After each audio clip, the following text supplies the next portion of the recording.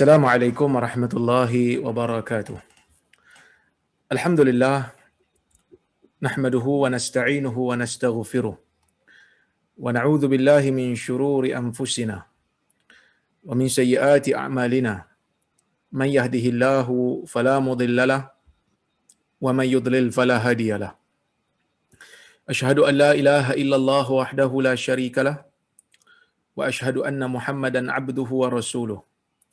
Ya ayyuhalladzina amanu taqullaha haqqa tuqatih wa la tamutunna illa wa antum muslimun.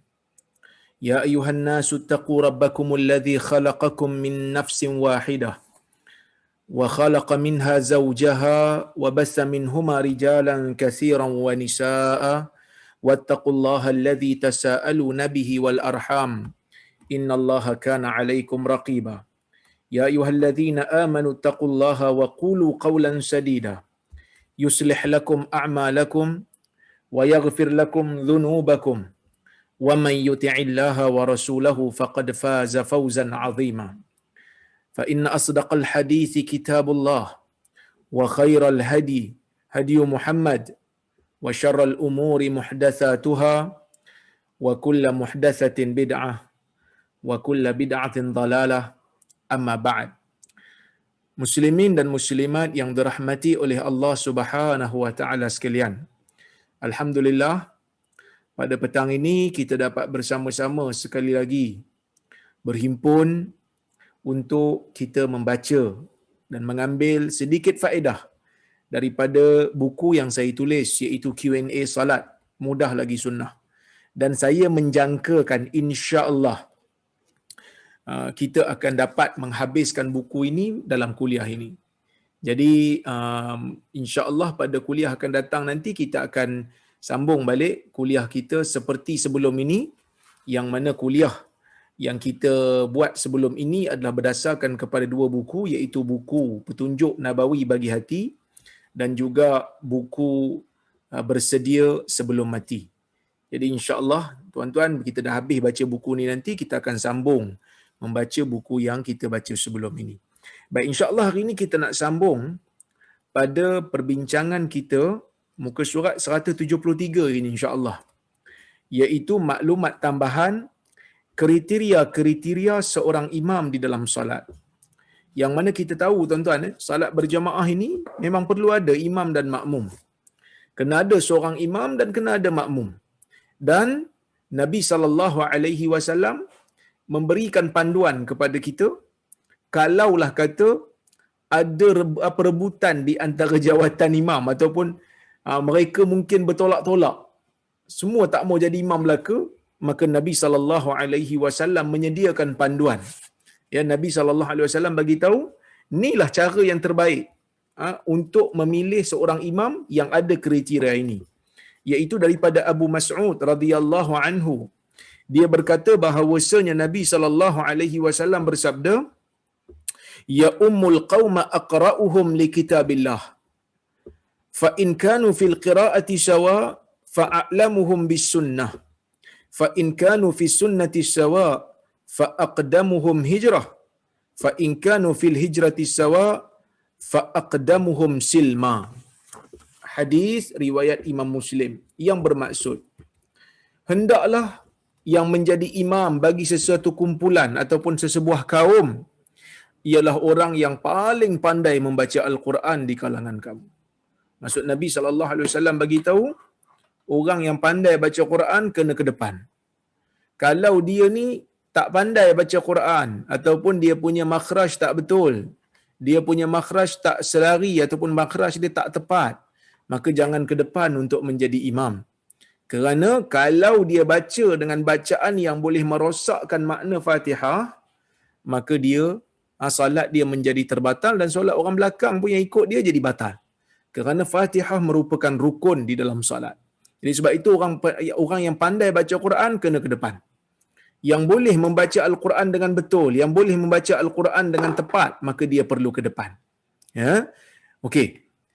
Kemudian Nabi SAW kata lagi, sekiranya mereka setara dalam bacaan, katalah dalam satu-satu tempat ataupun satu-satu kampung tu Ada 2-3 calon yang boleh jadi imam. Kesemua mereka pandai membaca Al-Quran. Pandai membaca Al-Quran yang tidak ada lahnun jali, yang tidak ada kesalahan yang boleh merubah makna. Maka Nabi SAW letakkan satu kriteria lagi, iaitu maka hendaklah yang ke depan orang yang paling pandai di dalam sunnah. Orang yang paling pandai dalam sunnah ni maksudnya orang yang paling pandai di dalam hukum hakam tentang fiqh. Kerana imam ni dia perlu mengetahui tentang hukum hakam salat. Dia perlu tahu tentang hukum hakam salat. Kerana kalau jadi apa-apa masalah, maka dia tahu nak buat apa.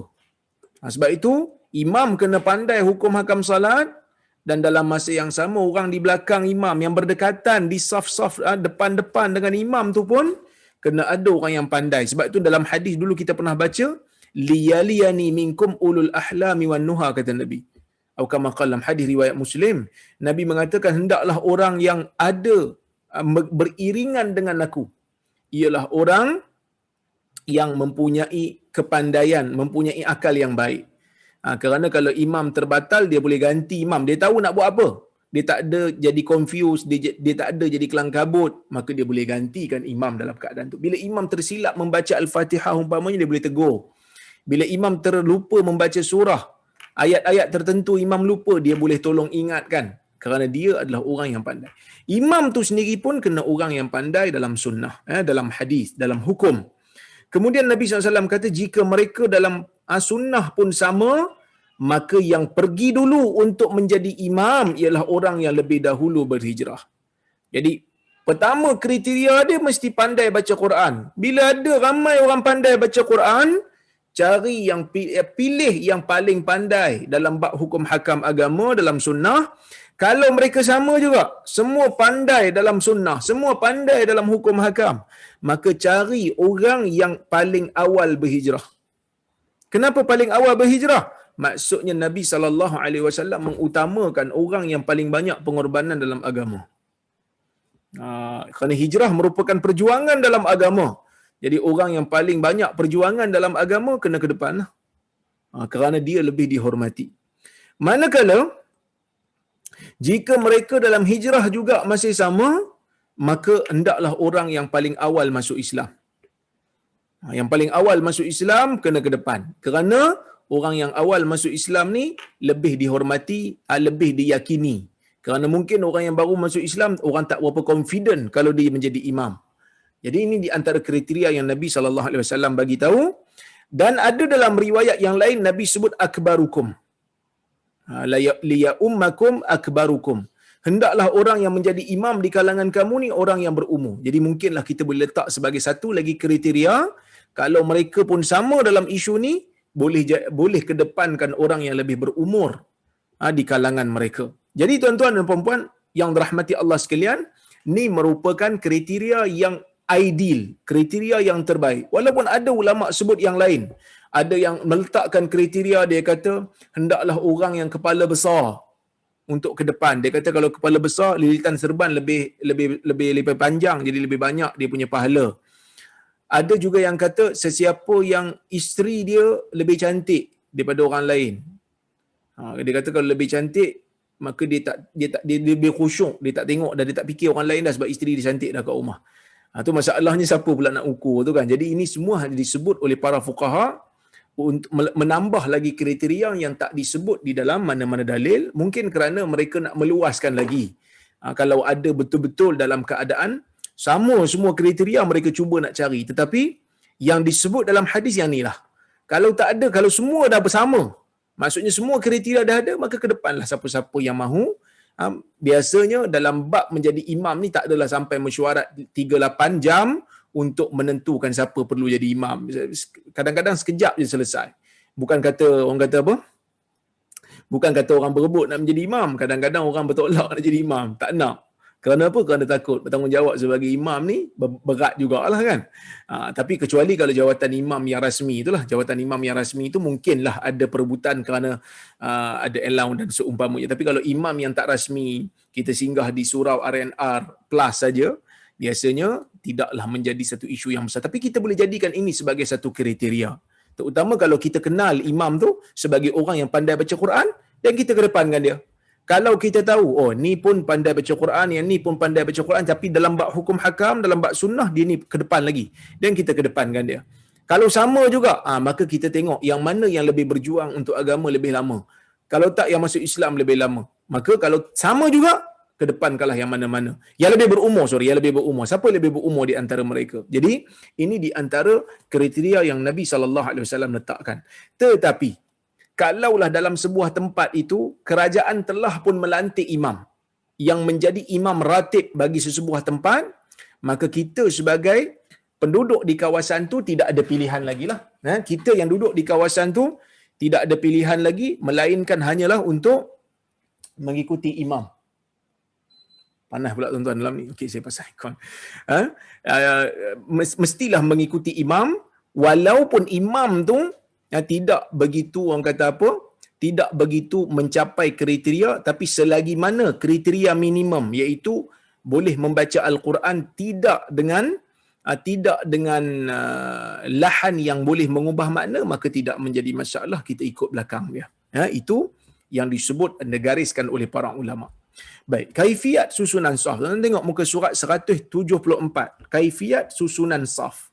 Soalan dia tanya, saya keliru bagaimana kedudukan saf yang sebenar dalam solat berjemaah, seperti suami isteri, kanak-kanak dan sebagainya. Boleh tak Ustaz terangkan perkara ini menurut hadis Nabi SAW? Jadi soalan dia tanya, dia kata dia keliru dalam bab susunan solat berjemaah ni macam mana. Jadi jawapan dia, saya kata, berikut merupakan cara susunan saf dalam solat berjemaah menurut sunnah Rasulullah SAW. Yang pertama, seorang imam dan seorang makmum lelaki. Makmum di sebelah kanan imam. Kalau kata imam tu seorang, memanglah imam seorang, mana boleh imam dua orang. Imam seorang, makmum seorang. Makmum tu hanya seorang je yang ikut imam. Maka makmum hendaklah berada di sisi kanan imam. Di sisi kanan. Kedudukan kanan bagaimana? Macam mana nak duduk belah kanan tu? Majoriti ulama kata makmum hanya ke belakang sikit daripada imam. Jangan belakang sangat. Dia belakang sikit saja. Bukan belakang sangat. Kerana apa? Kalau kita terlalu jauh ke belakang, kita tak nampak macam di kanan imam. Kita nampak di belakang imam. Sedangkan kita bersendirian. Dalam hadis Nabi SAW meletakkan makmum yang seorang di belah kanan. Dan apa hukumnya? Ada yang mengatakan makmum di belah kanan ni wajib, dia kata. Tetapi pendapat yang tepat, ia hanya sunnah. Dia bukan wajib, dia sunnah. Nanti saya akan huraikan hadisnya dan dalilnya. Baik. Maka majoriti ulama kata belakang sikit. Sikit aja belakangnya. Bagi nampak sikit aja belakang. At least orang nampak dia masih berada di kanan dan belakang sikit. Jangan terlalu jauh ke belakang. Kadang-kadang tu jauh sangat ke belakang. Sampai nampak macam bukan di kanan lagi dah. Nampak macam di belakang imam. Kita mesti nampak di kanan imam walaupun kita belakang sedikit. Baik. Maka sebab itu majoriti ulama mengatakan makmum hanya ke belakang sedikit sahaja daripada imam dan tidak jauh. Daripada Ibn Abbas radhiyallahu anhuma, dia berkata, "Qumtu lailatan usalli an yasarin Nabi sallallahu alaihi wasallam fa akhadha bi yadi aw bi adudi hatta aqamani an yaminih wa qala bi yadihi min wara'i." Yang bermaksud, hadis riwayat Imam Bukhari, yang bermaksud satu malam aku pernah berqiyamul lail bersama dengan Nabi sallallahu alaihi wasallam. Pada satu malam aku pernah salat malam bersama dengan Nabi sallallahu alaihi wasallam. Yang mana Nabi bangun qiyamul lail, Ibnu Abbas ni pun bangun jadi makmum Nabi. Qiyamul lail. Ini menjadi buktilah qiyamul lail ni selain daripada Ramadan pun boleh untuk dilakukan dalam keadaan berjemaah. Bukan semestinya dalam Ramadan aja kita qiyam Ramadan ni secara berjemaah. Waktu lain pun boleh. Hadis yang lainlah hadis Huzaifah yang dia salat qiyamul lail bersama dengan Nabi sallallahu alaihi wasallam. Sama jugalah macam Ibnu Abbas ni. Dia kata aku berdiri pada satu malam bersalat di belah kiri Nabi sallallahu alaihi wasallam. Dia pun masuk belah kiri. Ibn Abbas agak sedikit muda pada masa tu. Mungkin dia tak tahu lagi keadaan makmum kalau berseorangan bersama dengan imam di mana nak duduk, di mana nak berdiri. Maka dia berdiri di belah kiri Nabi sallallahu alaihi wasallam. Maka dia kata Nabi sallallahu alaihi wasallam pegang tangan aku. Ada riwayat kata pegang lengan. Pegang ni adud, pegang lengan yang belah atas ni. Maka Nabi sallallahu alaihi wasallam berdirikan aku di belah kanan dia. Maka aku berada di belah kanan imam. Imam kiri aku kanan imam. Bila kita duduk belah kanan imam, maksud imam belah kiri kita lah. Okey, dalam riwayat yang lain disebut Nabi sallallahu alaihi wasallam memegang rambut aku. Dalam riwayat lain disebut. Jadi mungkin tak ada masalah riwayat ni tak bercanggah kerana mungkin Nabi pegang tangan dulu mula-mula ataupun Nabi pegang rambut dulu mula-mula, lepas tu baru Nabi pegang tangan dan sebagainya. Baik, dalil ini menjadikan bukti bahawasanya makmum berada di kanan imam ni adalah sunat. Kenapa sunat? Kerana Nabi sallallahu alaihi wasallam memang nampak Ibnu Abbas duduk belah kiri. Dan dia mula salat dia di belah kiri Nabi sallallahu alaihi wasallam. Dan Nabi tarik dia pergi belah kanan. Kalaulah kata wajib sehingga membatalkan solat, dan tentu Nabi SAW suruh dia ganti solat dia. Tapi Nabi hanya ubah kedudukan dia. Nabi hanya ubah kedudukan dia pergi belah kanan untuk mendapatkan pahala sunat, dan dia tidak disuruh dan tidak diwajibkan untuk qada semula salat kerana dia mulakan salat dalam keadaan telah pun berada di kiri Nabi. Apa bukti dia dah salat? Dia kata qumtu lailatan usalli an yasar. Aku satu hari berdiri pada satu malam aku bersalat di belah kiri. Maksudnya dia dah salat dah masa dia ada belah kiri tu. Maka Nabi SAW tarik dia pergi belah kanan. Sebab itu tuan-tuan, dalam hadis dari Abu Daud, Nabi SAW berpesan kepada kita, lembutkan badan kita apabila ditarik dengan tangan oleh orang-orang yang ada di keliling kita waktu kita salat. Jadi umpamanya kalau imam dia tengok makmum duduk belah kiri dia, dia boleh tarik pergi belah kanan. Tapi kalau makmum jadi degil macam mana? Imam boleh bergerak pergi ke kiri makmum supaya makmum berada di belah kanan dia. Jadi ini merupakan perkara yang disebutkan oleh Ibnu Abbas di dalam hadis Nabi SAW daripada petunjuk Nabi, inilah keadaannya. Cuma majoriti ulama kata kanan dan di belakang sedikit sahaja. Sikit aja belakang tu bagi nampak dia makmum. Supaya orang tahu dia makmum, kata majoriti ulama. Kerana kata majoriti ulama, imam dijadikan untuk diikuti. Imam tu diambil daripada perkataan amam, depan. Jadi imam duduk depan lah sikit. Takkanlah imam tak duduk depan, kalau makmum seorang pun depan sikit. Itu dia punya dalil lah. Dia punya penghujahan. Yang kedua, Imam Al-Bukhari berpendapat makmum hendaklah di sebelah kanan dan selari dengan saf imam. Kenapa dia kata selari? Sebab dalam hadis Ibnu Abbas ni dia faham kanan tu kanan. Sebab dalam hadis tu Ibnu Abbas kata hatta aqamani an yamini. Dia mengatakan dia kata sehingga Nabi SAW mendirikan aku di sebelah kanan Nabi. Dan Ibn Abbas tak kata kanan dan belakang sikit. Zahir hadis ni memang kanan betul. Jadi sebab itu Al-Imamul Bukhari mengatakan kanan betul lah. Jadi kalau ikut beberapa pendapat ulama kontemporari seperti Syekh Al-Ithiyubi dalam kitab di Zakhiratul Uqba, dia mengatakan bahawasanya pandangan ni lah tepat, dia kata. Dari sudut zahir hadis nampak pandangan ini tepat, iaitu selari. Kalau seorang je dengan makmum selari dengan imam. Kanan betul. Sebaris, bukan di belakang.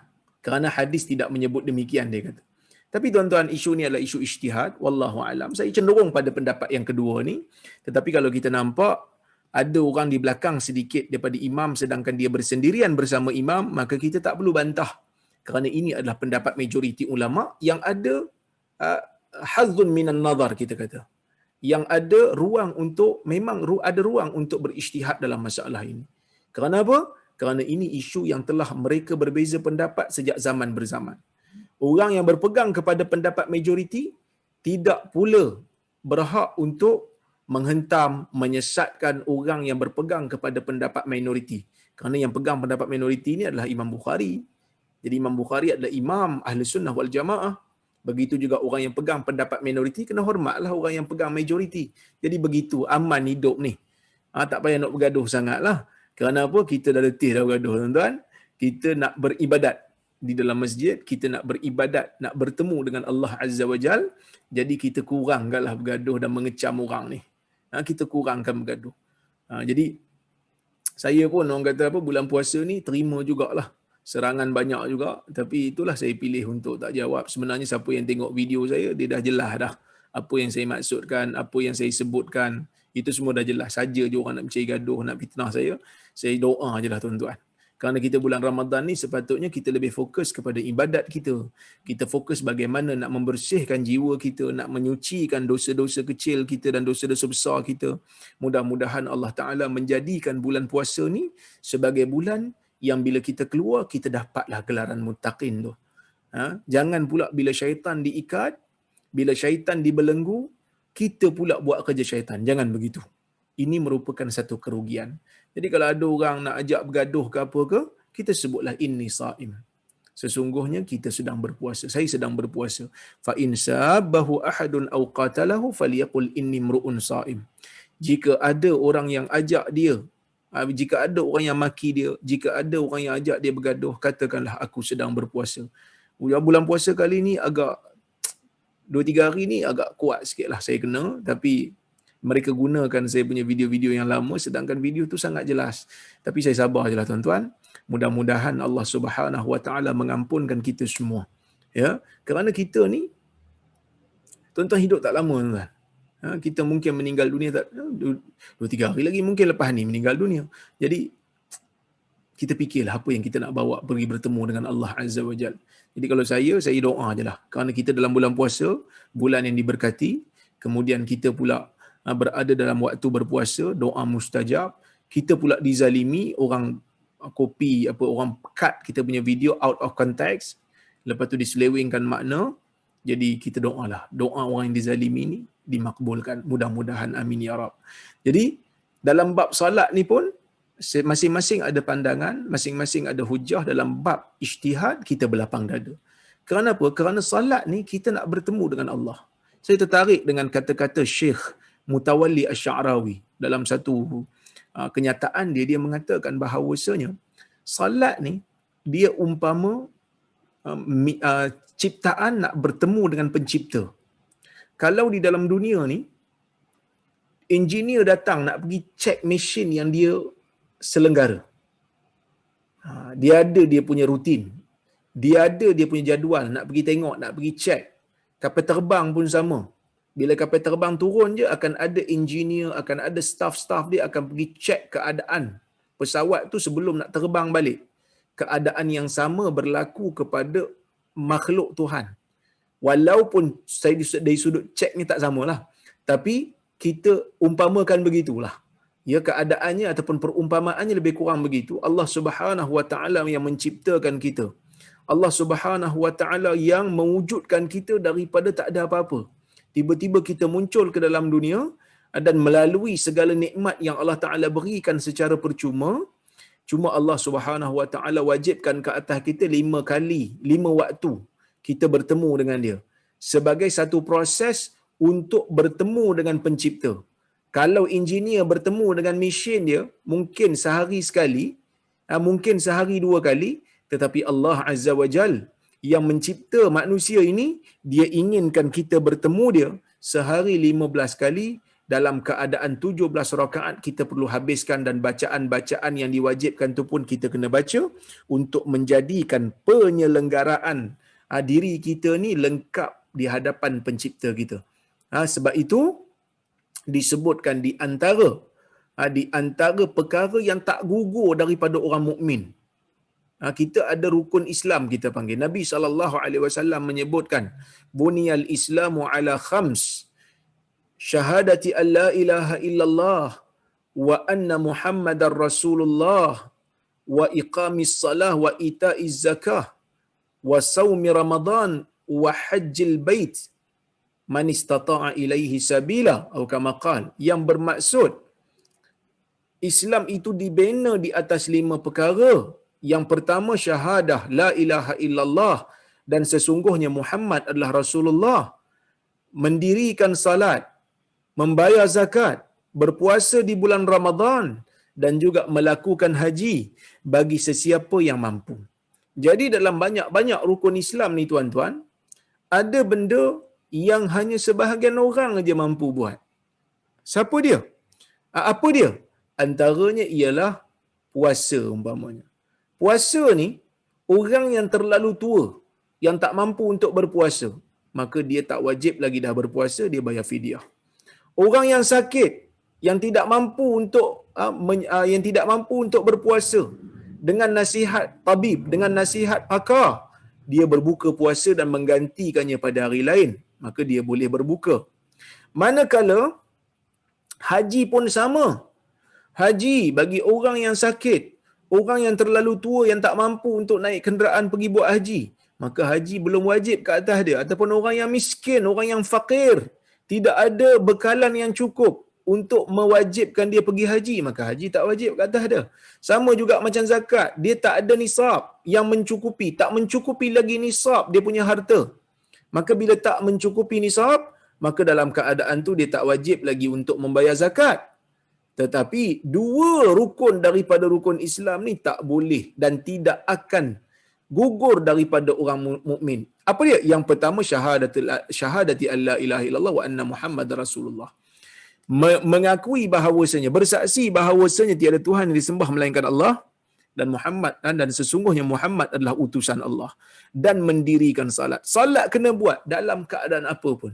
Tua ke, muda ke, dalam keadaan sihat ke, dalam keadaan sakit ke, dalam keadaan musafir ke, tidak boleh untuk ditinggalkan salat. Selagi mana nama dia mukmin, selagi mana dia hidup masih buka mata ataupun pejam mata, masih sedar, maka dalam keadaan tersebut dia wajib untuk bersalat. Dia wajib untuk bertemu Tuhan dia, kerana ia adalah proses penyucian jiwa tuan-tuan. Kita nak bertemu dengan Tuhan, nak merasakan adanya alaqah bainal abdi wa rabbih, adanya hubungan di antara Tuhan dan makhluknya. Jadi inilah di antara sebab kenapa Allah Azza wa Jal menjadikan salat ini selama-lamanya tidak gugur pada satu orang, selagi mana dia hidup, selagi mana dia sedar, selagi mana dia nama mukmin. Jadi kita nak pergi bertemu dengan Allah ni, sepatutnya jiwa kena bersih. Tak boleh dalam keadaan kita pergi salat, akhlak kita buruk, maka tidak wajar tuan-tuan.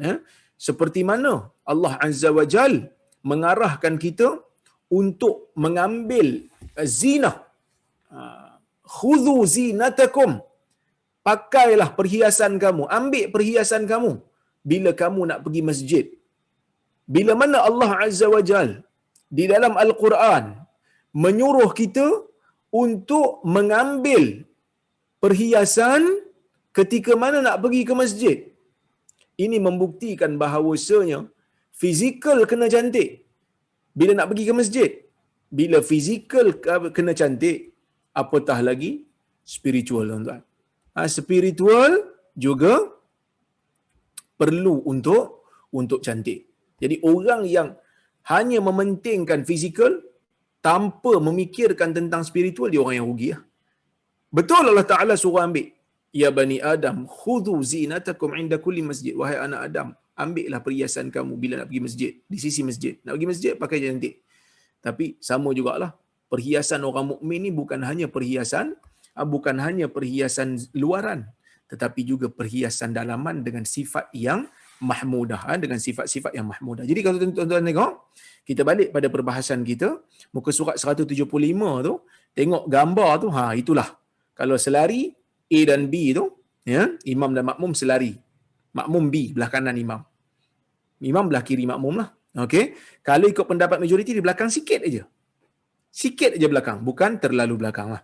Baik, itu kalau seorang makmum.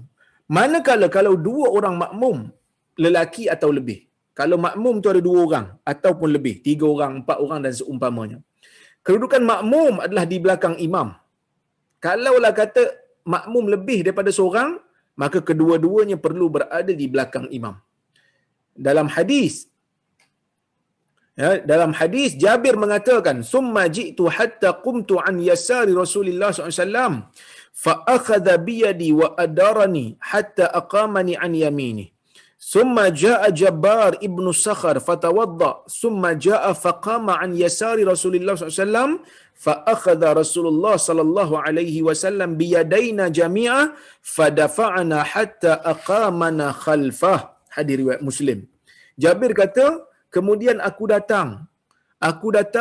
berdiri bersalat bersama dengan Nabi sallallahu alaihi wasallam, dan aku berdiri di belah kiri Nabi. Kemudian Nabi pun ambil tangan aku dan Nabi pusingkan aku sehingga aku duduk di belah kanan Nabi. Sebab dia seorang, maka duduk belah kanan. Summa jaa Jabbar ibnu Sakhar. Kemudian datang seorang lagi nama Jabbar ibnu Sakhar, dia pun mengambil wudu, lalu dia berdiri di kiri Nabi. Dia berdiri di kiri pula. Asalnya Jabir belah kiri, kan? Asalnya Jabir belah kiri Nabi. Kemudian Nabi tolak dia pergi belah kanan. Lepas tu seorang pula datang, Jabir dah ada belah kanan, dia duduk belah kiri. Maka Nabi duduk tengah-tengah depan sikit kot, kan? Okey. Jadi apa Nabi buat? Kata Jabir, fa akhadana Rasulullah SAW biyadaina jami'a. Nabi pun pegang tangan kami berdua, fadafa'ana hatta aqamana khalfah. Kemudian Nabi pun tolak kami berdua sehingga kami berdiri di belakang Nabi. Jadi dua-dua tu berada di belakang Nabi sallallahu alaihi wasallam. Jadi kalau makmum lebih daripada seorang, dua orang ataupun tiga orang, perlu berada di belakang imam. Perlu berada di belakang imam. Baik. Kemudian yang ketiga, dua makmum lelaki dan seorang makmum perempuan. Katalah ada dua orang makmum lelaki dan seorang makmum perempuan. Perempuan nak duduk mana? Kita dah tahu dah. Kalau lelaki dua orang, dia mesti belakang imam. Perempuan ni macam mana pula? Perempuan berada di belakang lelaki. Inilah sunnahnya. Ya, makmum perempuan salat di belakang makmum lelaki. An Anas bin Malik radhiyallahu anhu qala, "Sallaitu ana wa yatim fi baitina khalfan Nabi sallallahu alaihi wasallam wa ummi Ummu Sulaim khalfana." Hadis riwayat Bukhari. Anas kata, satu hari aku bersalat di belakang Nabi sallallahu alaihi wasallam bersama dengan seorang budak yatim. Seorang budak yatim yang belum balik lagi solat dengan aku. Jadi kami dua orang makmum. Kami duduk di belakang Nabi SAW. Wa ummi Ummu Sulaim. Ibu kepada Anas ni namanya Ummu Sulaim. Dia duduk di belakang kami, kata Anas. Iaitu di belakang Anas dan budak yang yatim tadi tu. Jadi kalau perempuan seorang, perempuan berada di belakang makmum lelaki. Perempuan berada di belakang makmum lelaki. Baik. Kemudian, kalaulah kata seorang suami dan isteri dia. Seorang suami dan seorang isteri solat sekali. Solat berjemaah. Macam mana keadaan dia? Baik.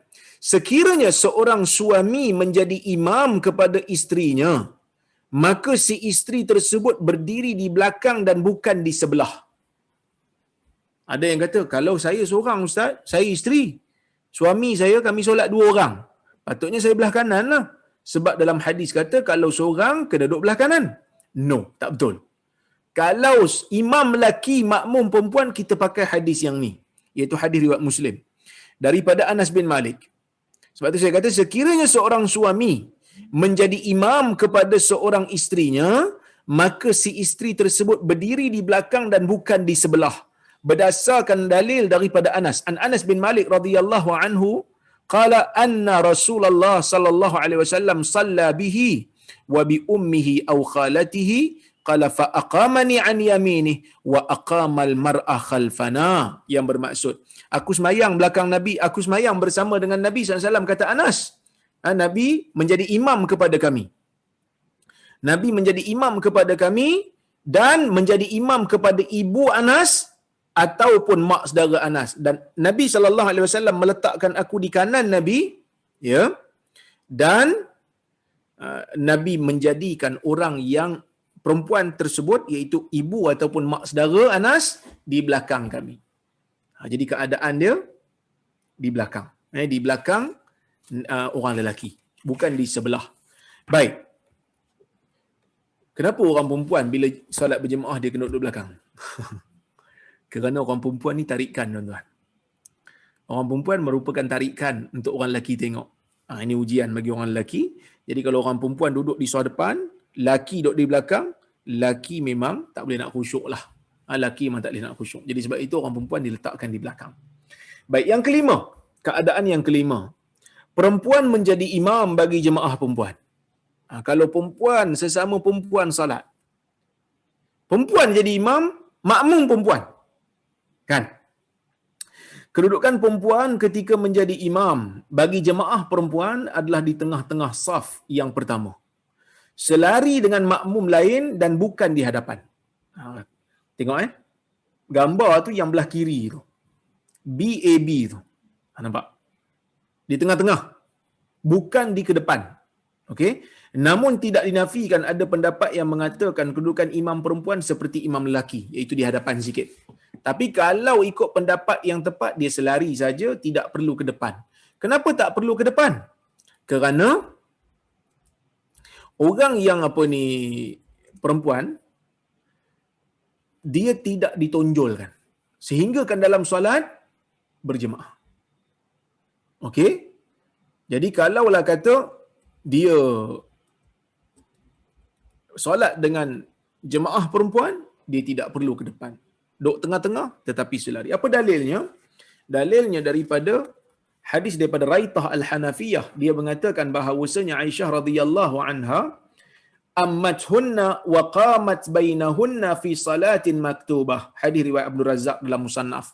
Iaitu dia mengatakan Aisyah pernah menjadi imam kepada kami. Ya. Aisyah pernah menjadi imam kepada kami dan dia berdiri di antara kami. Bainahunna ni maksudnya di antara kami, tengah-tengah kami, bukan ke depan. Bukan ke depan, bukan di belakang. Tetapi di tengah-tengah. Dalam salat fardu, kata Raitah. Baik. Saf kanak-kanak. Apabila jumlah makmum melebihi 2 orang dan bercampur dengan kanak-kanak dan dewasa, maka keutamaan diberikan kepada orang dewasa dan berilmu pengetahuan.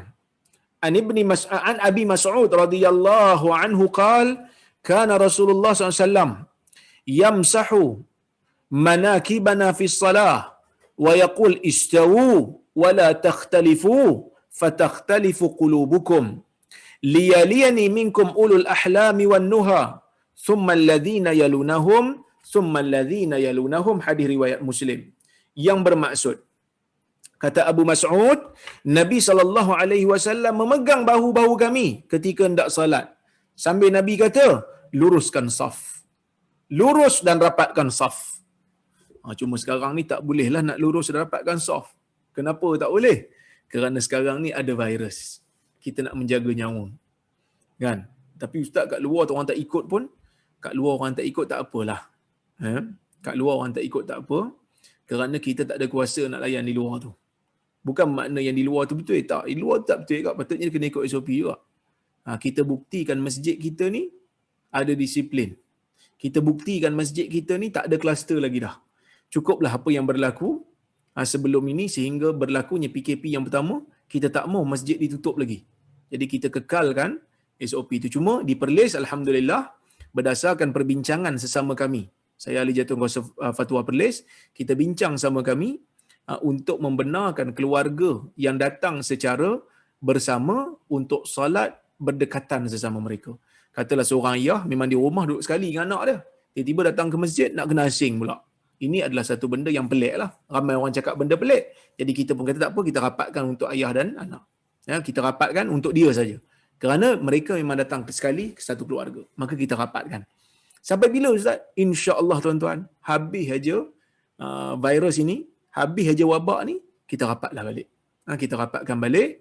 Kerana sebelum ini ustaz-ustaz kita memang perjuangkan. Ustaz-ustaz sunnah kita duk perjuangkan tentang saf ni lama dah.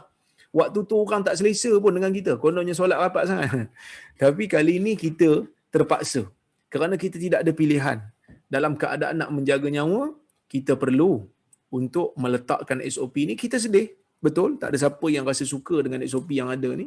Tetapi inilah pilihan terbaik yang kita ada untuk kita menyelamatkan nyawa orang-orang yang datang ke masjid dan untuk kita mengekalkan masjid terbuka. mengekalkan masjid ni kekal dibuka. Kerana kita tak nak masjid ditutup 14 hari, jenuh kita. Kita tak nak masjid menjadi tempat jangkitan besar-besaran. Kita tak mau. Tambahan pula orang yang datang masjid kebanyakannya orang-orang yang pencen, orang-orang yang telah berumur. Kalau kena COVID memang bahaya untuk mereka. Jadi oleh kerana itu tuan-tuan dan puan-puan dirahmati Allah sekalian, kita sabarlah, kita doalah mudah-mudahan Allah Subhanahu Wa Taala mengangkat wabak ini segera dan menjadikan kita ni boleh rapat semula seperti mana yang diamalkan oleh sahabat Nabi sallallahu alaihi wasallam, oleh Nabi sendiri pegang bahu kami dan Nabi kata istau wala takhtalifu. Luruskan saf dan kamu jangan berselisih sama kamu, jangan bagi saf kamu dalam keadaan tidak tersusun, fatakhtalifu qulubukum, nanti jiwa-jiwa kamu akan menjadi berpecah belah. Kalau kamu tak luruskan saf, kalau kamu tak rapatkan saf, akan rengganglah jiwa kamu, akan bercerailah perasaan sesama kamu, tidak bersatu. Maka sebab tu kena rapat. Kalau tidak ada wabak. Kemudian Nabi SAW kata, liyaliyani minkum ulul ahlami wan nuha. Hendaklah orang-orang yang pandai, orang-orang yang bijak mengiringiku, berada dalam saf berdekatan dengan Nabi SAW. Summal ladzina yalunahum. Kemudian orang yang berikutnya dan kemudian orang yang berikutnya. Ikut kategori. Ini asal. Orang yang dekat dengan imam kena orang yang pandai. Orang dewasa yang pandai, yang cerdik, yang tahu hukum hakam solat. Kalau imam terbatal dia boleh ganti. Imam tersilap dia boleh tegur. Itu orang yang dekat dengan Nabi. Kemudian berikutnya. Akan tetapi jika ada ruang kosong lagi setelah mengutamakan orang dewasa di saf hadapan, maka kanak-kanak boleh memenuhi ruang tersebut. Kanak-kanak boleh masuk dalam saf orang dewasa kalau memang ada ruang. Ya. Sebahagian ulama mazhab Syafi'i menggalakkan kanak-kanak diletakkan di antara orang dewasa dalam saf bagi memudahkan mereka mempelajari perihal salat. Bahkan mazhab Syafi'i sebahagian ulama mazhab Syafi'i kata elok kanak-kanak ni letak tengah di antara saf orang dewasa dan kanak-kanak yang lain. Maksudnya orang dewasa kanak-kanak begitu. Tapi bukanlah dekat-dekat dengan imam. Jangan dia duduk belakang imam lah, takut kalau imam terbatal dia pun tak tahu nak buat apa kan. Tapi kalau saf yang berada jauh sikit daripada imam, boleh letak kanak-kanak di antara orang dewasa. Kenapa? Kerana nak ajar dia gerakan salat. Kerana dia budak lagi. Nak ajar dia gerakan solat supaya dia boleh belajar, tuan-tuan dan puan-puan. Supaya dia boleh belajar gerakan solat. Ini benda yang sangat penting. Kalau kita duduk, kita asingkan dia. Bukan kata asingkan tempat dia, bahkan kadang-kadang asingkan saf tu. Kita jauhkan dia daripada tempat orang dewasa. Kita siap letak lagi signboard saf kanak-kanak di sini. Belakang jauh daripada saf betul. Duduk sama-sama dia. Sama-sama budak-budak, memang mainlah dia. Dia tak belajar pun cara nak solat. Jadi itu tak betul, tak berapa tepat. Jadi yang betulnya, kita sekalikan saf kanak-kanak ni, tetapi bukan berdekatan dengan imam lah. Kita boleh masukkan dia. Seperti mana anak yatim tadi solat bersama dengan Anas, dia tak diasingkan saf dia. Tak diasingkan saf dia, dia sekali dengan Anas. Nabi SAW tidak mengasingkan. Okey? Jadi tiada keperluan untuk menarik kanak-kanak ke belakang sekiranya mereka datang awal ke masjid dan telah berada di saf hadapan. Jadi kalau ada dia orang dah ada di saf hadapan, bukan berdekatan dengan imam lah, di depan sikit pada kita tak perlu tarik dia lah sebab dia datang dulu. Kalau dia duduk sebelah ayah dia, biar dia duduk sebelah ayah dia. Kenapa? Kerana kalau dia duduk di belakang bersama dengan puak-puak dia, mungkin dia akan mengganggu jemaah pula. Dia akan mengganggu jemaah, dia akan menyebabkan orang kata solat orang lain tu terganggu dan juga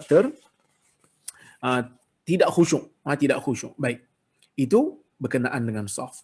Kemudian hukum memberi salam pertama. Ini kita nak masuk bagi salam lah, dah habis lah ni. Ya? Baik. Soalan dia, saya selalu mendengar ustaz-ustaz mengatakan bahawa memberi salam dalam solat yang wajib cuma sekali, iaitu salam sebelah kanan. Betul ke begitu? Jawapan dia betul lah. Salam yang sekali itu yang rukun. Menurut mazhab Syafi'i dan satu pandangan dalam mazhab Hanbali, kira majoriti ulama kata memberi salam pertama adalah rukun dalam solat. Tetapi salam kedua adalah sunat. Salam yang pertama tu rukun. Assalamualaikum warahmatullahi. Tak nak bagi salam yang kedua, salat kita sah dah. Kerana salam yang kedua adalah sunnah. Okey? Baik, dan disunatkan memalingkan muka ke kanan ketika salam pertama dan memalingkan muka ke kiri ketika salam kedua. Maksudnya, memberi salam tak semestinya perlu untuk mengalihkan muka ataupun menolehkan muka ke kanan ke kiri. Yang menjadi rukun itu adalah bacaan Assalamualaikum warahmatullahi. Kalaulah kata seorang tu dia tak toleh pun, Assalamualaikum warahmatullahi, Assalamualaikum warahmatullahi, kan? Jadi kalau dia tak toleh, dia tengok depan aja, salat dia sah. Tapi dia tak dapatlah pahala sunat. Kerana berpaling ke kiri dan ke kanan itu adalah sunat mengikut majoriti ulama. Baik. Ataupun dia ni yang jenis, orang kata apa, left-handed punya orang, kan? Dia jenis orang yang memang kalau apa-apa pun kiri dulu. Yang saya ni left-handed. Tapi dulu makan dengan sudu pun memang makan dengan tangan kiri. Ini benda tak bagus lah, jangan ikut. Sehingga saya ditegur oleh satu orang, suruh saya tukar. Maka saya pada waktu tu, saya pun tukar. Makan dengan sudu, makan tangan kanan. Kerana Nabi SAW menyebutkan dalam hadis, boleh kita makan dengan, kita sebenarnya boleh. Yang kata tak boleh lah ustaz, tak mampu lah ustaz, sebenarnya dia tak usaha pun. Saya dah buat, Alhamdulillah saya berjaya. Saya tangan kiri, menulis tangan kiri. Cuma menulis tangan kanan tak berjaya. Makan, Alhamdulillah berjaya. Cuma, mungkinlah dia left-handed, dia selalu dulukan yang kiri. Dia bagi salam yang pertama, dia paling ke kiri. Assalamualaikum warahmatullahi. Assalamualaikum warahmatullahi. Yang kedua bagi kanan. Solat dia sah. Cuma dia tak dapat pahala sunnah. Kerana yang sunnahnya, salam pertama paling ke kanan, bukan paling ke kiri. Salam kedua yang paling ke kiri. Baik. Syarat memberi salam ialah dalam keadaan seseorang itu sedang duduk. Dia duduk, dia bagi salam. Jika dia berdiri dan memberi salam dalam solatnya, maka solatnya terbatal jika dia sengaja melakukannya. Katalah dia ni saja je nak buat keadaan di mana dia kata lepas tasyahud akhir ni aku nak bangun, lepas tu baru nak bagi salam. Assalamualaikum warahmatullahi dalam keadaan berdiri. Maka solatnya terbatal. Kerana salam perlu diberi dalam keadaan kita sedang duduk. Okey, mazhab Hanafi pula beranggapan memberi salam adalah wajib dan bukan fardu. Hanafi ni kata wajib. Wajib ni apa dia? Kalau tinggal, solat tak batal. Tapi kalau tinggal berdosa lah. Dia kata begitu. Wajib dalam solat di sisi mazhab Hanafi bermaksud jika seseorang meninggalkannya dengan sengaja, maka solatnya masih sah, cuma pahala solatnya tidak sempurna. Okey. Apa dalilnya? Kerana ada hadis yang mana Nabi SAW pernah sebut kepada Ibnu Mas'ud, bila engkau dah selesai baca tasyahud, maka selesailah solat engkau. Maka dia kata, tengok, dah selesai. Tetapi kalau kita tengok dalam hadis, maksud selesai itu, selesai dari sudut bacaan-bacaan yang lain. Masih ada kekal bagi salam kita. Sebab bagi salam ni tak perlu hafal panjang, kerana memang salam ni selalu diucapkan oleh orang mukmin. Jadi, kita mengatakan salam ini adalah fardu, salam ini adalah rukun yang perlu untuk dilakukan. Jika tidak, ia tidak menjadikan salat seseorang itu sah. Ya. Manakala menurut satu riwayat dalam mazhab Hambali, kedua-dua salam adalah wajib. Tetapi pendapat yang tepat ialah salam yang pertama sahaja yang merupakan rukun. Salam pertama je yang rukun. Manakala salam kedua adalah sunat kerana sahih daripada perbuatan Aisyah yang beliau memberikan salam hanya sekali tanpa memalingkan mukanya ke kanan ataupun ke kiri. Ada satu riwayat daripada Aisyah yang mana Aisyah ni dia bagi salam, dia tak paling ke kanan dan ke kiri pun. Sebab itu kita kata yang bagi salam ni pertama je. Sebab Aisyah bagi salam sekali. Itu je yang rukun. Dan Aisyah pun tak paling kanan kiri. Assalamualaikum warahmatullahi, pandang ke depan. Maka menunjukkan bahawasanya memalingkan muka tu sunat. Tapi buatlah. Alhamdulillah, kita jaranglah tengok orang tak paling. Biasanya orang paling. Ini benda sunat yang telah diamalkan secara berterusan oleh masyarakat Melayu. Boleh saya katakan seluruh dunia lah. Kita pergi Mekah pun kita tengok orang memang paling. Ini seolah-olah macam mutawatir amali. Mutawatir secara amalan daripada turun-temurun memang orang berpaling. Baik. Cara makmum memberi salam. Imam bagi salam, Assalamualaikum warahmatullahi. Bila makmum nak bagi salamnya? Okey. Apabila imam dalam salat hanya memberikan salam dalam salat hanya sekali, maka makmum tetap digalakkan memberi salam kedua. Imam bagi salam. Assalamualaikum warahmatullahi. Diam je imam. Lepas imam, astagfirullah, astagfirullah. Dia dah mula zikir. Kita yang makmum ni boleh bagi salam dua. Bahkan digalakkan bagi salam 2 kali. Kita bagi salam. Assalamualaikum warahmatullahi. Assalamualaikum warahmatullahi. Bagi 2 kali. Kenapa? Kerana sunat yang tak buat yang tak dibuat oleh imam, kita boleh buat. Kerana imam pun dah keluar pada solat, kita pun dah tak jadi makmum dia. So kita boleh untuk mengambil pahala sunat tersebut. Persoalan seterusnya ialah, bila makmum boleh bagi salam lepas imam bagi salam ni? Kerana ada macam-macam ni. Okey, kita tengok. Jawapannya ialah, apabila imam memberi salam pertama, maka makmum sudah boleh memberi salam setelah salam pertama. Boleh dah bagi. Tapi afdalnya, menurut mazhab Syafi'i, digalakkan makmum menunggu sehingga imam selesai memberi salam yang kedua menurut ulama Syafi'i lah. Kalau ikut ulama mazhab Syafi'i, sebahagiannya mereka kata bila imam bagi salam pertama, makmum dah boleh bagi dah. Okey, tapi eloknya tunggu sampai habis. Tunggu imam bagi salam yang kedua pula. Okey. Begitu juga digalakkan bagi makmum yang masbuk untuk tidak bangun melainkan setelah imam selesai memberi salam kedua. Okey. Jika makmum memberi salam serentak dengan imam, solatnya tidak terbatal, tetapi afdalnya makmum menunggu sehingga imam memberi 2 salam. Kalau imam bagi salam, dia terus bagi salam serentak dengan imam, maka solatnya tidak batal tetapi tidak digalakkan. Kerana kita disuruh untuk menuruti, bukan disuruh untuk menyaingi imam. Baik. Jika makmum memberi salam sebelum imam secara sengaja tanpa niat mufarakah daripada imamnya, maka salat terbatal. Kalau imam saja je bagi makmum saja je bagi salam. Imam ni lambat benar, aku tunggu lambat bagi salam dulu, tapi dia tak niat mufarakah, dia niat masih berjemaah, maka solatnya terbatal. Okey. Perlu diingatkan juga bahawa memalingkan muka ke kanan dan ke kiri adalah sunat. Jika seseorang memberi salam tanpa berpaling, solatnya masih dikira sah. Jadi tuan-tuan dan puan-puan rahmati Allah sekalian, maka selesailah kita punya pembacaan kitab Q&A solat ni. Mudah-mudahan tuan-tuan mendapat manfaat daripada apa yang saya tulis, dan tuan-tuan doalah mudah-mudahan saya mendapat pahala daripada apa yang saya tulis ini, insya-Allah. Jadi saya tengoklah kalau ada soalan ataupun komentar yang boleh untuk kita ambil untuk kita jawab. Kalau ada lah, kalau tak ada saya minta maaf. Kalau tak ada jawapan tu saya minta maaf lah. Baik.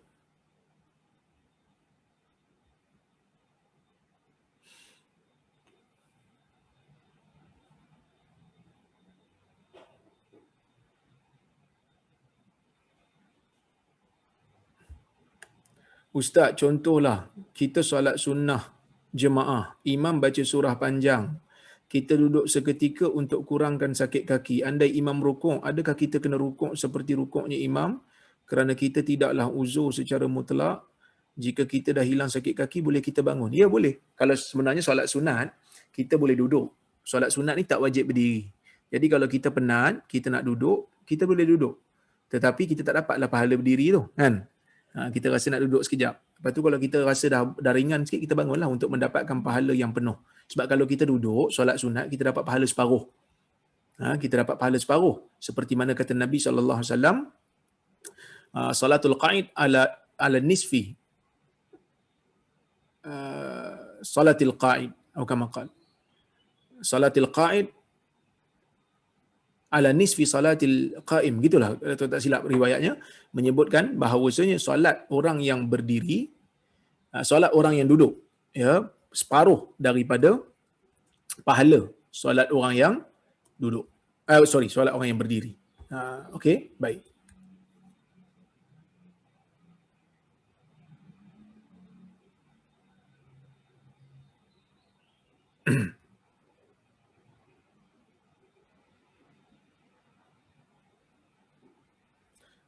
Solat hadisnya, wa man shalla qa'idan falahu nisfu ajri salatihi qa'iman. Okey. Nabi SAW menyebutkan man shalla qa'idan falahu nisfu ajril qa'im. Sesiapa yang salat dalam keadaan duduk, itu salat sunat, maka dia dapat separuh daripada pahala solat orang yang berdiri.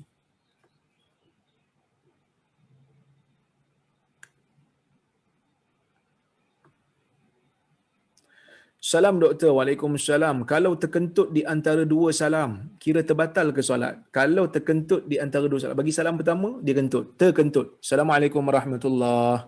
Kentut. Jangan bagi salam kedua lah. Kalau bagi salam kedua, batal solat dia. Kerana dia masih dalam solat. Tapi kalau dia kata dia cukup, maka solat dia sah.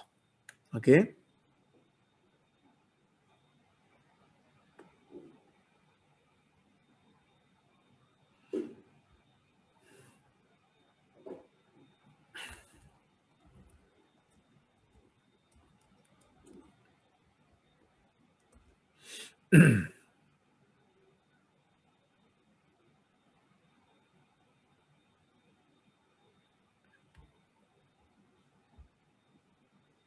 Banyak soalan ni.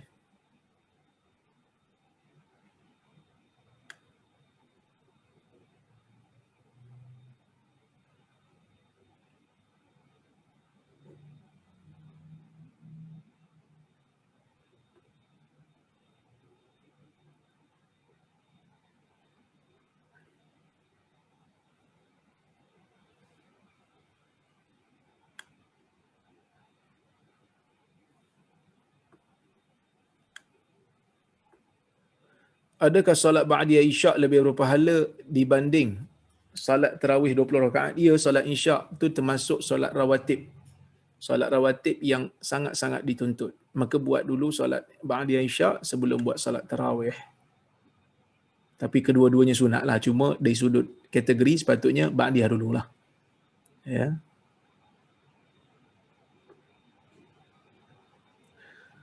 Ulang lafaz takbir intiqal, i'tidal kerana bacaan tersekat, tersilap. Adakah dikira sesuatu yang membatalkan salat? Tidak, kerana ia adalah zikir, dia bukan kalam. Yang membatalkan salat ni adalah kalam yang sengaja. Salam Ustaz. Waalaikumsalam. Nak tanya pendapat Ustaz mengenai makmum yang tidak melakukan kunut bersama imam. Adakah masih sah salatnya? Dan adakah dia masih dapat pahala solat berjemaah? Dia tak ikut imam kalau dia still berdiri, maka tidaklah batal salatnya. Tapi kalau dia tinggalkan imam, saja tinggalkan imam, maka yang tu ada perbahasan. Ada yang kata meninggalkan imam dengan sengaja, terus batal salat. Ada yang kata kalau ditinggalkan dengan dua rukun, maka dengan sengaja, maka batal. Jadi kalau dia memang berdiri je, dia cuma tak baca amin saja, ini tidak membatalkan salat. Kerana kalau kunut tu kunut subuh, ia adalah sunat dalam mazhab Syafi'i sekalipun.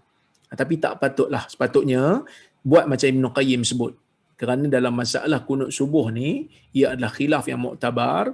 Jadi kalau imam, kalau dia berpegang pada pendapat kunut subuh tu tidak ada, tidak sabit daripada Nabi SAW, kalau imam dia bermazhab Syafi'i, dia kunutlah dengan imam. Kerana imam tu dijadikan untuk kita ikut. Dan kunut ni doa. Jadi dia doa, diaminkan doa imam, tak ada masalah. Ya. Ini disebut oleh Ibn Qayyim. Jadi kalau imam kunut, kita kunutlah. Ya, baik.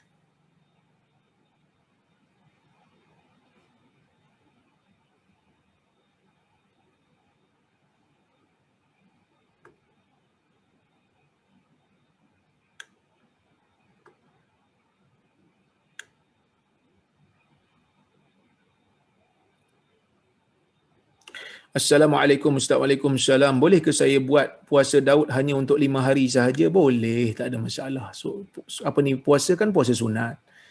Nak buat tak puasa pun tak ada masalah, apatah lagi kalau puasa 5 hari saja. Tapi pahalanya taklah sama seperti orang yang buat sehari puasa, sehari tak puasa tu kan, secara berterusan. Ya. Tapi jangan puasa 5 hari saja tu bulan Ramadan lah. Bulan lain sebab selain pada Ramadan. Sebab bulan Ramadan ni hari-hari lah kena puasa. Ustaz, jika saya terkurang rakaat dan saya telah memberi salam, boleh ke saya bangun semula dan tambah rakaat? Kena bangun semula, takbir dan tambah rakaat, lepas tu sujud sahwi. Kenapa? Kerana kita niat pada awalnya memang nak buat salat yang rakaat yang cukup. Jadi bila kita bagi salam dalam keadaan terkurang, kita telah menambah sesuatu yang bukan daripada salat. Iaitu kita dah tambah salam. Sedangkan belum siap. Belum siap lagi kita punya salat, maka kita bangun, tambah lagi dan sujud sahwi.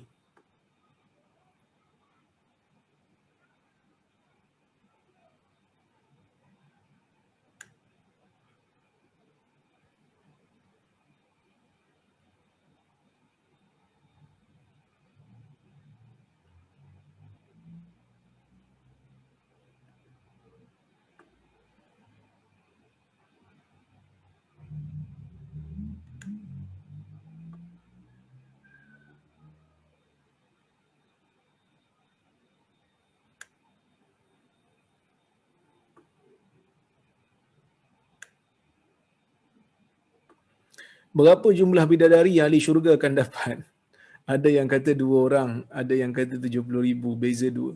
Apa beza isteri dan bidadari? Isteri adalah orang kata apa, perempuan yang memang kita akan bersama dengan dia lah di dalam syurga, dan selain daripada tu akan dapat bidadari yang lain lah.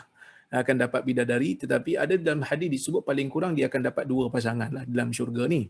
Dalam syurga. Tetapi kalau dalam hadis riwayat Imam Tirmizi, kalau tak silap saya, dalam Tirmizi disebut ada 72 orang isteri untuk orang yang mati syahid.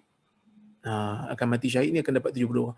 Dia kata banyaknya ustaz. Tak ada masalah, kerana dalam syurga ni tuan-tuan tempat yang nikmat, tidak ada dengki, tidak ada apa. Semuanya hidup dalam keadaan harmoni. Jadi kalaulah kata kita ada rasa macam susah sikit untuk orang kata apa, menerimanya, tak apa, sabar saja. Nanti masuk syurga semua akan berasa happy. Tak ada yang dengki, tak ada yang cemburu. Okey, baik.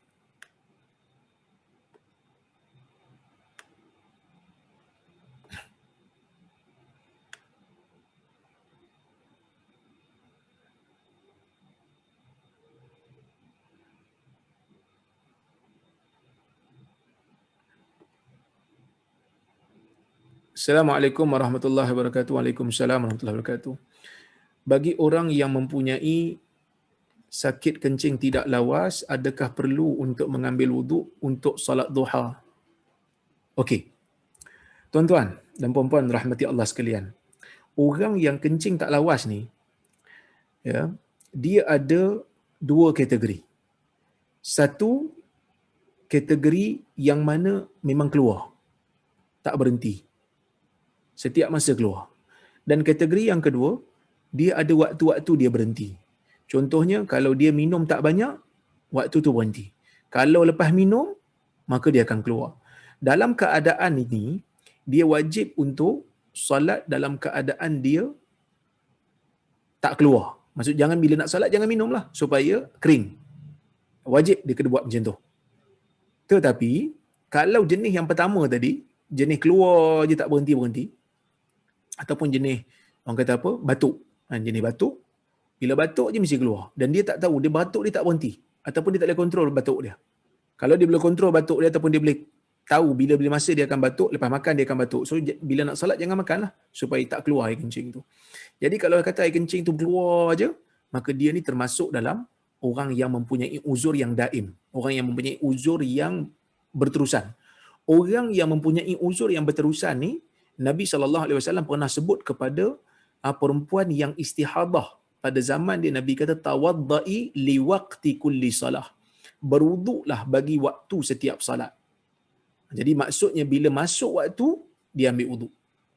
Kalaulah kata dia ambil wuduk sebelum waktu, wuduk dia akan terbatal bila masuk waktu baru.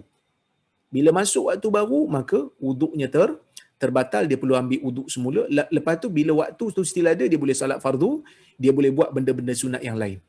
Dia boleh buat solat sunat walaupun air kencing dia still keluar. Masuk waktu baru, maka dia kena ambil wuduk baru. Jadi masalah solat duha ni complicated sikitlah. Kenapa? Solat duha ni tuan-tuan, adakah dianggap sebagai waktu ataupun bukan? Kerana waktu subuh ni bila dia berakhir, dia tak macam solat lain. Waktu subuh ni bila dia berakhir, dia tak masuk waktu solat yang lain. Jadi ini menjadi persoalan di kalangan para ulama. Ya, ini menjadi persoalan di para ulama. Ulama berbeza pendapat. Ada yang kata, sebahagian ulama kata, batalnya wudu adalah dengan keluar waktu. Bila keluar waktu, batal wudu. Bukan dengan masuk waktu. Masuk waktu adalah arahan untuk ambil wudu semula setelah masuk waktu baru. Menunjukkan bila keluar aja waktu, wudu terbatal. Sebab tu bila masuk waktu, kena ambil wudu baru. Faham tak? Sekarang ni, memang ulama bersepakat mengatakan bahawasanya dia kena ambil wudu baru bila masuk waktu. Tapi bila yang terbatalnya waktu ni? Waktu keluar ke waktu masuk? Jadi sebahagian ulama berpendapat, majoriti ulama lah, dia kata bila keluar waktu. Sebab itu bila masuk waktu baru, dia kena ambil wuduk semula. Jadi subuh ni jadi problem sikit lah, jadi perbahasan sikit. Kalau waktu lain tak ada masalah, keluar waktu Yang solat yang sebelum, masuk waktu solat baru. Habis je waktu Zuhur, masuk waktu Asar. Habis je waktu Asar, masuk waktu Maghrib. Habis je waktu Maghrib, masuk waktu Isyak. So clear. Subuh ni, habis waktu Subuh, tak masuk lagi waktu solat yang lain. Tak masuk lagi Zuhur. Maka majoriti ulama kata, batalnya solat dengan keluar waktu. Habis je waktu Subuh. Maka, kalau nak solat duha, dia kena ambil wuduk yang baru. Ada yang kata tak. Yang membatalkan wuduk adalah dengan masuk waktu baru. Oleh kerana tu, oleh ikut pendapat ni, dia kata selagi mana wuduk yang dia ambil lepas waktu subuh tadi still ada, selagi mana dia ambil wuduk waktu subuh tadi still ada, maka dia boleh untuk solat duha, dia boleh solat, katalah kalau dia nak solat hari raya dan seumpamanya. Ya, baik, ini pendapat yang kedua. Tetapi, wallahu alam, saya cenderung kepada pendapat yang pertama tadi, iaitu pendapat yang mengatakan batalnya wuduk orang yang ada uzur ni dengan keluarnya waktu. Sebab itu Nabi SAW suruh ambil wuduk baru bila masuk waktu yang berikutnya. Wallahu a'lam.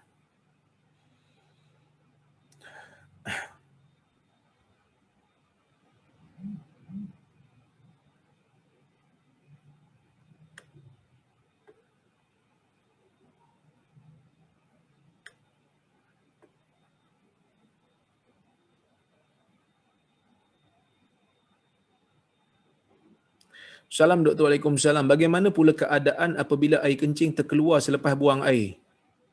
Kerana selepas itu nak solat, dia kena bersihkan. Kalau dia keluar sikit, lepas tu dia berhenti, maka kena bersihkan. Dan dia kena ambil wuduk semula kerana wuduk telah terbatal dengan terkeluarnya air kencing tadi.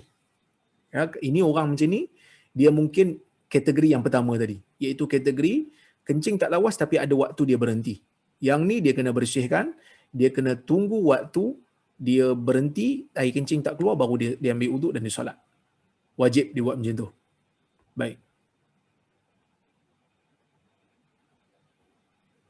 Salam Dr. Waalaikumsalam. Jika kita dah solat witir lepas tarawih, tapi malam tu kita tak lelap tidur sehingga waktu sahur, adakah kita haram buat solat malam yang pada kebiasaannya kita dah istiqamah lakukan? Okey.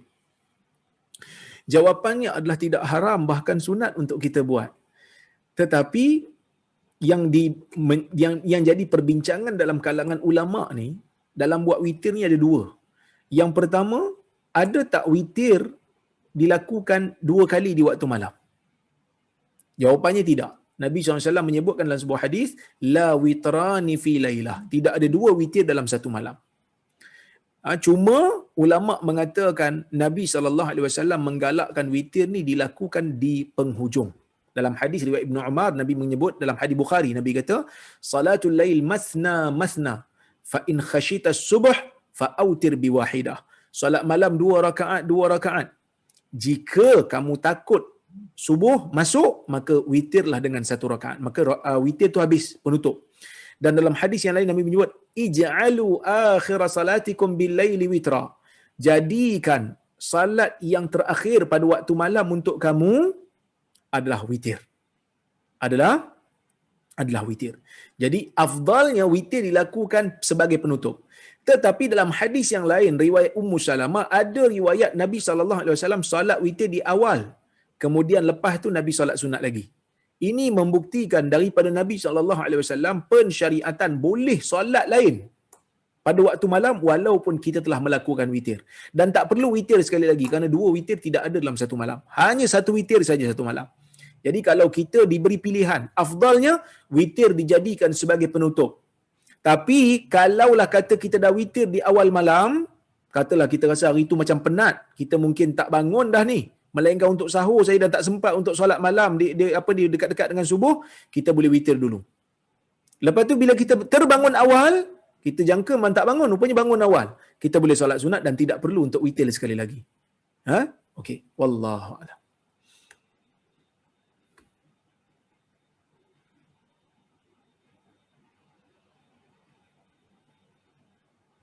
Assalamualaikum Ustaz. Waalaikumsalam. Adakah qada puasa bagi mereka yang membatalkan puasa kerana makan dengan sengaja, keluarkan air mani atau onani, muntah dengan sengaja?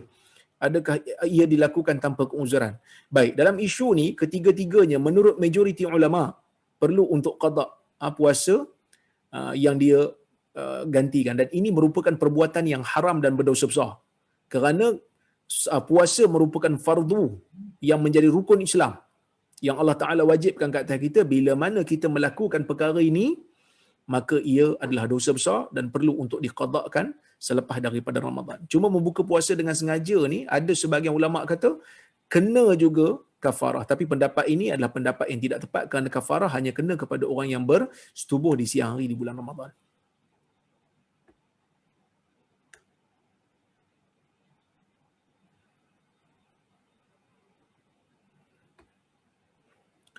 Bolehkah kita solat sunat rakaat pertama berdiri dan rakaat kedua duduk? Boleh, tak ada masalah. Pahalanya separuh je lah yang rakaat kedua tu, kalau kita tidak ada uzur.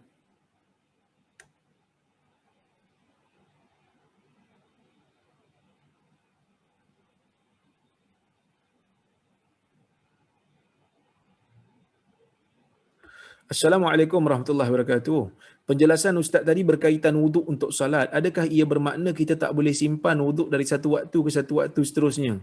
Contoh simpan wuduk daripada... mana soalan tadi hilang dah? Hilang dah. Okey. Wuduk dari maghrib ke isyak. Contohnya simpan wuduk dari maghrib ke isyak sebab jika di Masjidil Haram, jemaah selalu buat gitu. Yang saya bincang tadi untuk orang yang kencing tak lawas, orang yang ada uzur.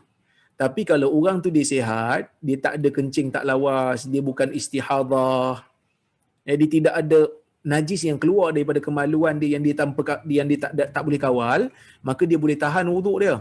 Wuduk dia masih ada tu tak ada masalah. Walaupun afdalnya ambil wuduk untuk setiap waktu, dia sebab dia orang kata apa? Bagusnya kita tajdidlah wuduk. Kerana wuduk ni benda yang bagus kan. Bila kita nak masuk waktu salat baru, kita tajdid wuduk, kita perbaharui wuduk. Tapi kalau kita rasa macam Masjidil Haram kan susah nak pergi ambil wuduk. Jadi kita kata wuduk masih ada, jadi saya nak tunggu sampai isyak. Tidak ada masalah, boleh. Selagi mana kita bukan orang yang mempunyai uzur najis keluar tak berhenti.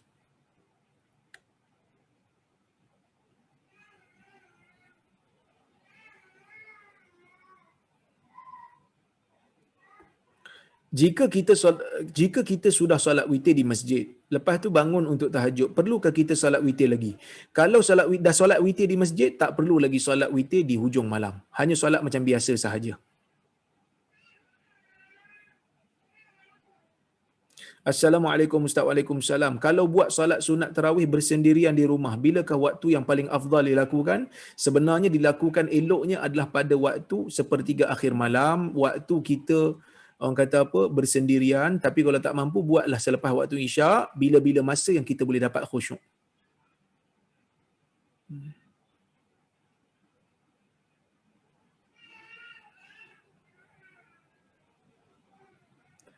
Ustaz dia kata, Assalamualaikum Ustaz. Waalaikumsalam. Boleh tak kita menjadi imam kalau bacaan kita kurang baik? Kalau bacaan kurang baik ni ada dua, ya. Satu kategori tidak mengubah makna. Fatihah tidak mengubah makna. Yang ni solat masih sah walaupun tidak digalakkan. Tetapi kalau bacaan kita kurang baik sehingga mengubah makna Fatihah, maka dalam keadaan tu solat kita tidak sah. Maka tidak dibenarkan kita menjadi imam. Melainkan untuk orang yang bacaan sama macam kita. Kadang-kadang ada orang ni dia memang sebutan dia tak betul. Huruf dia memang tak boleh keluar. Dia mungkin ada masalah lidah ke bagaimana. Maka dalam keadaan tu dia hanya boleh menjadi imam kepada orang yang sama macam dia saja. Orang lain yang sihat, orang lain yang boleh sebutan betul, tak boleh ikut belakang dia. Okey? Wallahu a'lam. Jadi, tuan-tuan, cukuplah sekadar itu untuk hari ini. Minta maaf saya tak dapat jawab semua. InsyaAllah jika ada kesempatan kita bertemu lagi. Terima kasih kepada Nur Islam Academy yang menganjurkan kuliah. Alhamdulillah kita berjaya habiskan buku kita pada kuliah kita. Walaupun sikit-sikit kita pergi, tapi mudah-mudahan ada manfaat. Terima kasih kepada Kak Lin, terima kasih kepada Edmus, terima kasih kepada Kak Lina yang betul-betul bersungguh untuk mengadakan kuliah pada petang ini setiap minggu. Moga Allah Ta'ala mengganjari kalian dengan pahala. Dan tuan-tuan doakan saya agar diberikan kekuatan, diberikan kesihatan, diberikan semangat untuk terus berdakwah. Dan apa yang baik daripada Allah, apa yang buruk datang dari kelemahan diri saya mohon maaf kalau tersilap kata, tersalah bahasa. Aqulu qawli hadza wa astaghfirullahal azim li wa lakum. Wassalamualaikum warahmatullahi wabarakatuh.